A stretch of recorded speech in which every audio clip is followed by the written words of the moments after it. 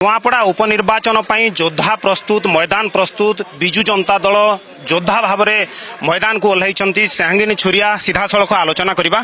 Madam जितेबाला उपनिर्वाचन मुकाबिला करिबो दल आपणक उपरे आस्था प्रकट करिछि दल आपण मैदान को ओह्लैंती कौन वार्ता नहीं लोकों पाखक जीवे नुआपड़ावासी आपण को ग्रहण करेंगे।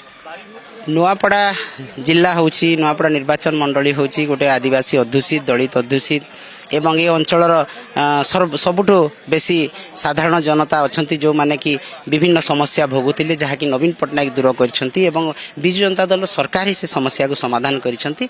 तेणु से विकास वार्ता आम नहीं जीवु से जनसेवार वार्ता नहीं जीवु एवं वर्तमान सरकार जो 15 मासर डबल इंजिन सरकार 11 मासर मोदी सरकार एमान विफलतार कथा आम लोगों को नहीं जीवु।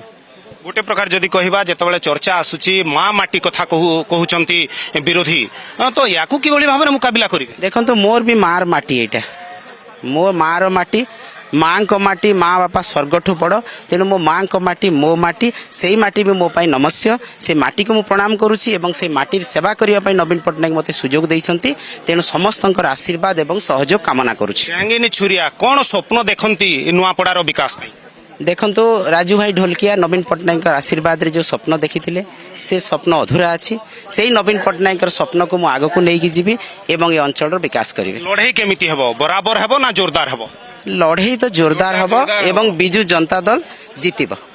निश्चित भाव में जहाँ सेहांगिनी छुरिया कहते लड़ाई जोरदार हेबो एवं प्रकृत लड़ाई आरंभ होईछि आमे कहि परिबा। कारण जेतेबेले नामांकन पत्र दाखल करी बाहरी छंती एई भली गोटे प्रकार गणमाध्यम आगरे प्रतिक्रिया रखिछंती एवं लड़ाई जोरदार हेबो एइठु ही आरंभ हेबो प्रकृत लड़ाई। एवं या भितरे देखिबार रहिला जेतेबेले तीन प्रमुख दल बीजेपी बीजेडी एवं कांग्रेस रो प्रार्थी नामांकन पत्र दाखल करी सारिछंती या भितरे नुआपड़ार भोटर केउ भली नेतांकु ग्रहण करुछंती। नुआपड़ारू भिडियोग्राफर विश्वजित सह चित्तरंजन मिश्र कलिंग टीवी।